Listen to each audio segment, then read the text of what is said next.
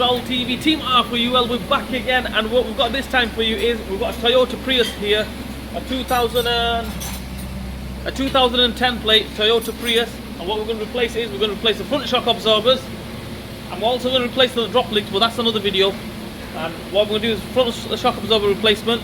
It's not the hardest job in the world. Everything comes off nice and easy, dead easy job. You can do it outside your house when you put on axle stand. Get the jack on it, put a block on the back, make sure it's safe, and yeah, let's get on with it. See ya, let's go. Alright, first, there's the shocker. Dead as a donut. Check that out. Right, first things first, we're going to take the wheel off. It's exactly the same on the driver side, passenger side, both exactly the same. You don't have to go ahead and replace both of them if you don't want to, okay? If one's dead, knackered, just replace one. Some garages, they might say, you know, replace both of them. You don't have to, but on this one, both of them are knackered. That's why I'm changing both of them. Anyway, let's go, let's get on with it. Alright guys, the first thing we're going to do here is, see these two bolts here? This one and this one. We're going to go ahead and take them two off. I mean, don't go taking it off completely. Crack them off, slacken them off all the way, and then we'll go from there. Alright guys, I'm going to go ahead and crack them two bolts here. As you can see, I've got a spanner on one side. What it is, the socket size is a 22mm socket you need. If somebody's changed it in the past, then obviously it'll be a different size, but originally I think the 22mm. Try taking the nut side off, because it will be a lot easier than taking the bolt side off. Always try taking the nut side off. So what I'm going to do is get a slight extension, take that off. Yeah, let's go. Okay guys, as you can see there, I've took the bottom bolt off. The top one is 99% off. It's ready to come off, but I'm going to leave it there because we don't want to tear that off, everything fly off. So what we're going to do now is we're going to get rid of all the piping and well, brake pipe, which is connected down here, the ABS wire, which is connected to the shocker. It's basically nothing. All we do is just flick it off. There we go. When that's flicked off, that wire will come out. For the ABS, for the brake pipe, the flexi hose, this bolt here, I think it's a 12mm bolt. Take that off, that bracket comes out of the way, and that's it. Alright guys, all the brake flexi is off, the bracket, the ABS wire is off. You don't need to go ahead and take the wire off, the sensor off at all, completely. Just separate it from the shock absorber. Next job for us guys is we need to take the drop link off. If you're replacing it, then obviously you can go ahead and cut the drop link off, angle grinder, cut it off there. If you're obviously not replacing it, you need to take this side off. If you take that side off, you're replacing the shocker, you'll have to take this side off. So basically what you need to do is take this side off, the side that goes onto the shocker, take that off. I think this is a 19mm or 18mm nut there. Take that off. Happy days, let's go. Okay guys, the link rod, the drop link is spinning, yeah, so obviously we can't take it off. What we need to do is we need to stop it from spinning.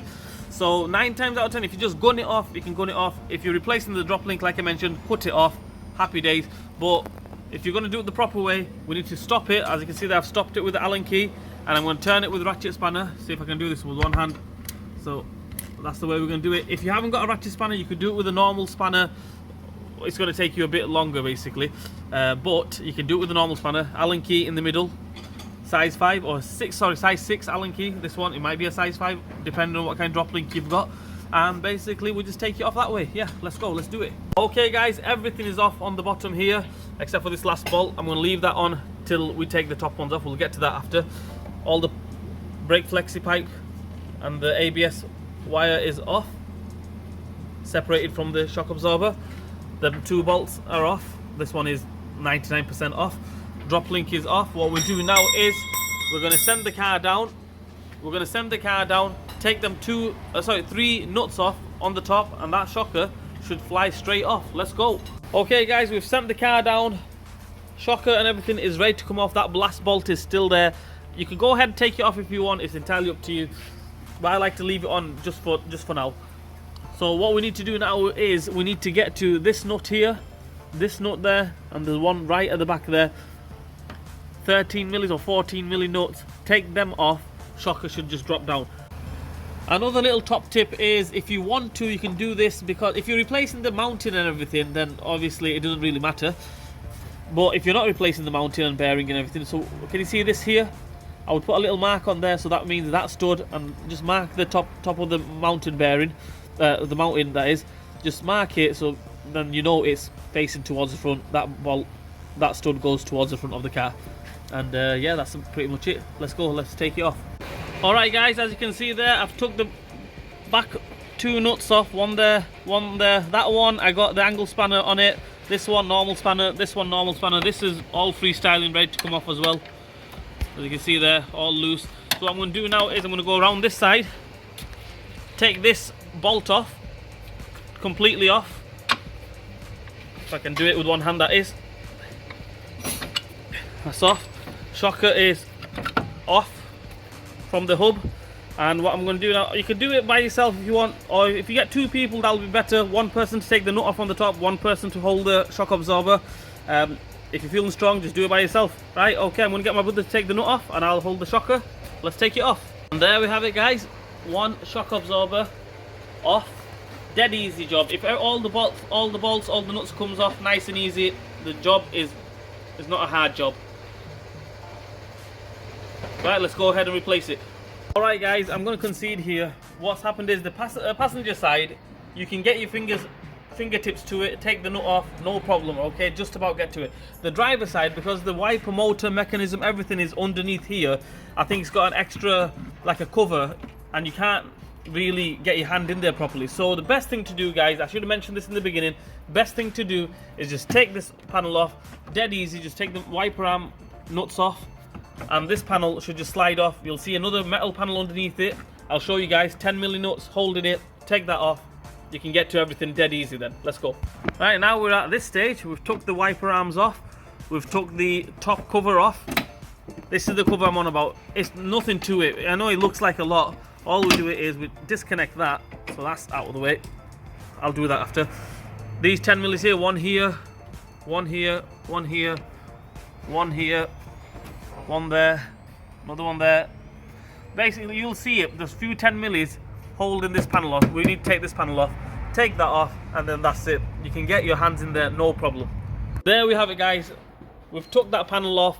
Obviously, when you come to take it off, you will see where all the bolts are, everything, what you need to take off, what little tin plates, panels and everything. You will come to see that. Can't run through all that. Also, the wiper motor mechanism, 2 bolts on that, 10mm, one there, one there. That will come off. It's a bit common sense. If that doesn't come off, the panel won't come off, because that goes on top of the panel. Now I can dive in there and take these off. Happy days, let's go, let's take it off. Right guys, for this next bit, what we need to do is you need to get the spring clamp on it. Right, if you haven't got a spring clamp, one of these ones, the pillar ones, you can get the individual ones. I wouldn't recommend you do that. Or if you want to, you could just go ahead and do this. Replace the shocker and the spring. So down that way you don't need to mess about with anything here. Or if you get a second-hand one, it should come all built up and everything. I wouldn't recommend that as well, brand new one. Or if you can, just take it to a garage and get one of your mates just to take the spring off, put the new spring back on. Happy days, ready to rumble, let's go. Guys, the shockers are built up, new shockers with the old spring. Obviously the guy didn't put new springs on, so let's go fit it on the car in reverse order. Alright guys, the shockers are back on. That one's on that side, this one is on this side, the 3 nuts are on. What I'm going to do now is I'm going to finish the top off, put everything on the top, all the wiper arms, motor, mechanism, everything, put everything back on, all the covers, and then we'll go underneath and tackle the bottom. Alright guys, the top half is all done. We're underneath the car now. What we're going to do is this shocker should twist. There you go, twist right into position. Drop link's going to go in there. Them 2 bolts, we're going to line them up, bang them in there like that, get all these pipe and wire all in place, and that's it. Fit it in reverse order. That's pretty much it. Easy, let's go.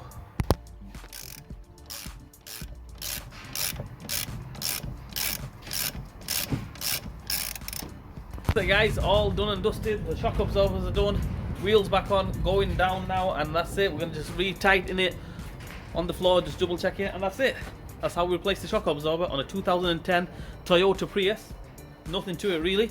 All I'm saying is like, share and subscribe to my channel. Hit the bell button for me, leave a comment in the comment section, and I will see you guys soon.